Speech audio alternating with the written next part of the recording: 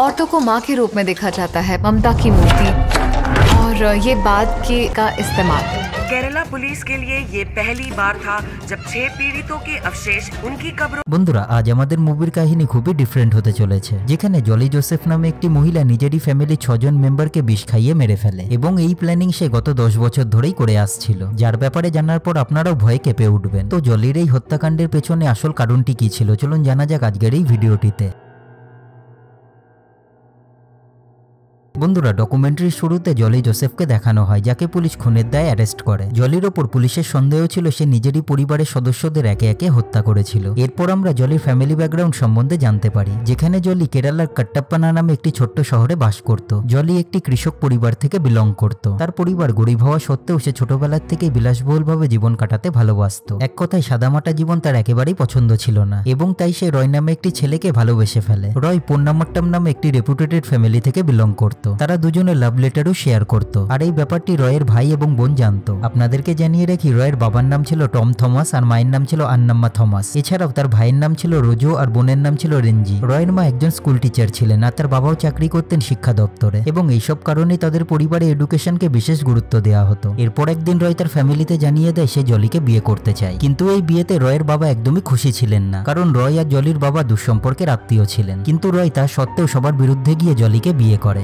আপনাদেরকে জানিয়ে রাখি, যেদিন তাদের বিয়ে হয় সেদিন খুবই বৃষ্টি হচ্ছিল, যেটিকে তাদের কালচারে অশুভ বলে ধরা হয়। বিয়ের পর কিছু বছরের মধ্যেই জলি সবার মনে জায়গা করে নেয়। এছাড়াও জলি রয়ের পরিবারকে বলে সে এমকম গ্র্যাজুয়েট, যেটি শোনার পর রয়ের মা তাকে ক্রমশ চাকরি করার জন্য বলতে থাকে, কারণ তার মতে জলির এত বড় ডিগ্রিকে নষ্ট করা উচিত নয়। কিন্তু জলি বারবার না করতে থাকে। এরপর জলির রেমো নামে একটি ছেলে হয়, যার পর থেকেই রয়ের মা তাকে চাকরি করার জন্য আরো জোর দিতে থাকে। আনাম্মা বলে জলি যদি চাকরি করে তাহলে রেমোর দেখভাল সে করে নেবে। ফলে জলি আর আনাম্মার মধ্যে চাকরিকে নিয়ে ঝামেলা বাড়তে থাকে। তাই আনাম্মা একদিন ডিসাইড করে সে জলির বাবার সাথে এই ব্যাপারে কথা বলবে, যেটি শোনার পর জলি খুবই ঘাবড়িয়ে যায়। কারণ বন্ধুরা, জলি একজন কলেজ ড্রপ আউট ছিল এবং সে রয়ের পরিবারকে মিথ্যে কথা বলেছিল, আর জলির বাবার সাথে কথা বললেই সত্যটি বেরিয়ে আসতো। ফলে 2002 সালে হঠাৎ একদিন সকালে আনাম্মার শরীর অসুস্থ হয়ে ওঠে এবং তিনি সবাইকে বলেন তিনি আর বাঁচবেন না। এরপর আনাম্মাকে হসপিটালে নিয়ে যাওয়ার কিছুক্ষণ পরেই তার মৃত্যু হয়, যেটিকে স্বাভাবিক মৃত্যু বলেই ধরা হয়। তাই পোস্টমর্টমও করা হয় না, কারণ আনাম্মার বয়স অনেকটাই বেশি ছিল। তাই জলির ওপর কারোরই সন্দেহ হয়নি। আনাম্মার মৃত্যুর পর জলি পুরো ফ্যামিলির কন্ট্রোল নিজের হাতে নিয়ে নেয়। জলি রেঞ্জিকে বলে আনাম্মা তার জন্য কিছু টাকার গয়না ছেড়ে গেছে, এর বেশি সে আর কিছুই পাবে না। যার পর থেকে জলি আর রেঞ্জির মধ্যে দূরত্ব ক্রমশ বাড়তে থাকে এবং 2005 সালে রেঞ্জি বিয়ে করে কলম্বো শিফট হয়ে যায়। এর কিছু বছর পরেই জলি আবার সবার সামনে মিথ্যে কথা বলে যে সে এনআইটিতে একটি গেস্ট লেকচারারের চাকরি পেয়েছে এবং তার মাইনে হলো 40,000, যেটি শোনার পর সবার কাছে জলির সম্মান আরো বেড়ে যায়। এরপর 2005 সালে টম রেঞ্জির সাথে দেখা করার জন্য কলম্বো যান, যেখানে রেঞ্জি নোটিস করে টমের শরীর অনেকটা খারাপ হয়ে গেছে। পরে সে জানতে পারে জলির MS ম্যাথিউ নামে একটি লোকের সাথে ঘনিষ্ঠ সম্পর্ক হয়েছে। ছেলেটি জুয়েলারি শপে সেলসম্যান হিসেবে কাজ করত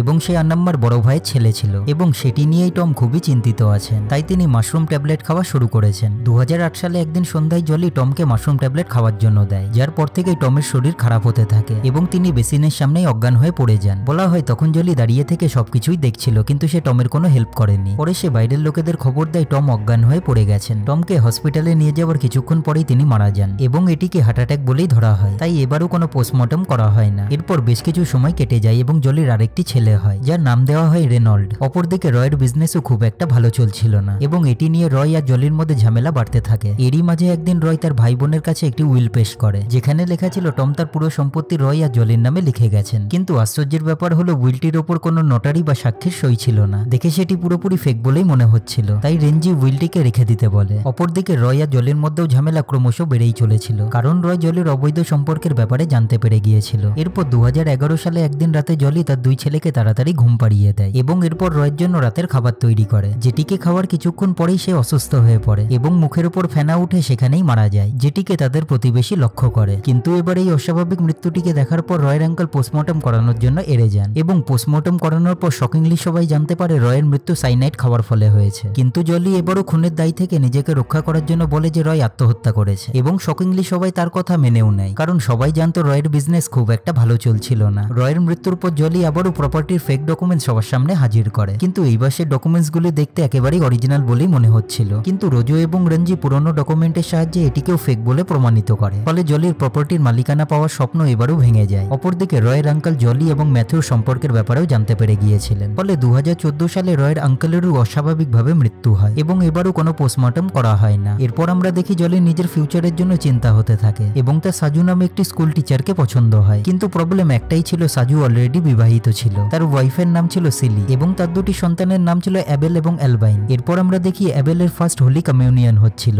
যেখানে অ্যালফাইন হঠাৎই অসুস্থ হয়ে পড়ে এবং হসপিটালে নিয়ে যাওয়ার কিছুক্ষণ পরেই সে মারা যায়। আর এর পেছনেও হয়তো জলিরই হাত ছিল, কিন্তু দুঃখের বিষয়টি হলো অ্যালফাইনের বয়স মাত্র 2 বছর ছিল। এই সুযোগে জলি সিলির সাথে বন্ধুত্ব করে নেয় এবং সিলি ডিপ্রেশনে থাকার জন্য জলি তাকে মাশরুম ট্যাবলেট খাওয়ার জন্য সাজেশন দেয়। এরপর একদিন জলি এবং সিলি একজন ডেন্টিস্টের কাছে যায়, যেখানে জলি সিলিকে একটি মাশরুম ট্যাবলেট খাওয়ার জন্য দেয়, যেটি খাওয়ার পরেই সিলি অসুস্থ হয়ে পড়ে এবং কিছুক্ষণ পরে সে মারা যায়। কিন্তু এবারও জলি ভাগ্যক্রমে বেঁচে যায়, কারণ সাজু পোস্টমর্টম করতে মানা করে দেয়। এক কথায় জলির রাস্তা একেবারেই ক্লিয়ার হয়ে গিয়েছিল। তাই 2017-তে জলি এবং সাজু বিয়ে করে নেয়। খবরটি জানার পর রেঞ্জি একেবারেই অবাক হয়ে যায় এবং জলির ওপর সন্দেহ করতে শুরু করে। তার মনে পড়ে সিলির ফিউনারেলে জলি কিভাবে সবার দায়িত্ব নিজের কাঁধের উপর তুলে নিয়েছিল। এরপর রেঞ্জি রয়ের পোস্টমর্টম রিপোর্টটিকে পুনরায় দেখে, যেখানে পরিষ্কারভাবে লেখা ছিল রয়কে সাইনাইড খাওয়ানো হয়েছিল এবং তার পেটের খাবারও বিনা ডাইজেস্ট অবস্থাতেই ছিল, যার মানে ছিল মরার আগে রয়কে খাবার দেওয়া হয়েছিল। তাই রেঞ্জি পুলিশকে তদন্ত করার জন্য অভিযোগ জানায় এবং এরপর পুলিশ তদন্তে জানতে পারে জলির সমস্ত এডুকেশনাল সার্টিফিকেট নকল ছিল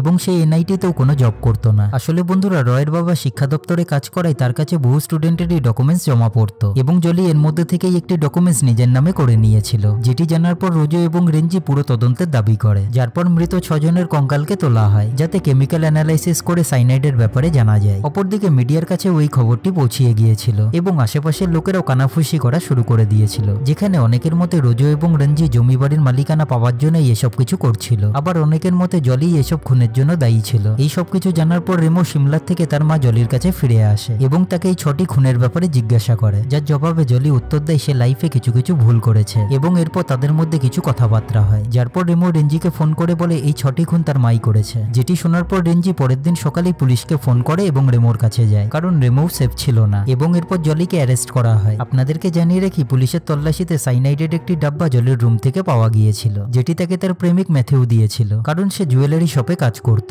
যেখান থেকে সাইনাইড পাওয়া খুবই ইজি। পরে তদন্তে জানা যায় একটি স্ট্রে ডগকে মারার জন্য জলি সাইনাইডটিকে চেয়েছিল। এরপর ম্যাথিউকে অ্যারেস্ট করা হয়, কিন্তু সে নিজের মুখ বন্ধ রাখে। অনেকের মতেই খুনের ব্যাপারে ম্যাথিউ সবকিছুই জানতো। জলি জেলে যাওয়ার পর তার 2 ছেলের দায়িত্ব রেঞ্জি নেয়। রেঞ্জি যখন জলির সঙ্গে দেখা করে তখন এই খুনের ব্যাপারে জিজ্ঞাসা করে, যার জবাবে জলি উত্তর দেয় সে কিছু ভুল করেছে আর এর জন্য জিজাস তাকে ঠিক ক্ষমা করবে। বন্ধুরা, আপনাদেরকে জানিয়ে রাখি 2019 সালে জলিকে অ্যারেস্ট করা হয়েছিল এবং এই কেস এখনো পর্যন্ত চলছে। জলির উকিলের দাবি তাকে এই কেসে ফাঁসানো হয়েছে, কারণ 6টি খুন যে জলি করেছে তা এখনো প্রমাণিত হয়নি। তার মতে রয় আত্মহত্যা করেছিল আর বাকি কঙ্কালের মধ্যে থেকেও সাইনাইডের কোনো চিহ্ন পাওয়া যায়নি। সাইনাইডের ডাব্বাটিকেও জলিকে ফাঁসানোর জন্যই রাখা হয়েছিল। আর রইল ফেক ডকুমেন্টের কথা, সেটি অনেকেই করে চাকরি এবং সম্মান পাওয়ার জন্য। তাই যতক্ষণ না পর্যন্ত জলি দোষী প্রমাণিত হয় তাকে খুনি বলা ঠিক হবে না। তো বন্ধুরা, এই ছিল কারিয়ান সাইনাইড ডকুমেন্টারির পুরো কাহিনী এবং আপনাদের মতে আসল খুনিটিকে নিচে কমেন্ট সেকশনে অবশ্যই জানাবেন। একই সাথে যদি আপনাদের ভিডিওটি ভালো লেগে থাকে তাহলে আমার চ্যানেলটিকে লাইক শেয়ার আর সাবস্ক্রাইব করে দিন, কারণ চ্যানেলটিকে গ্রো করতে আপনাদের সাপোর্ট খুবই জরুরি। তো চলুন, আবার দেখা হবে নতুন কোনো ভিডিওতে। Take care.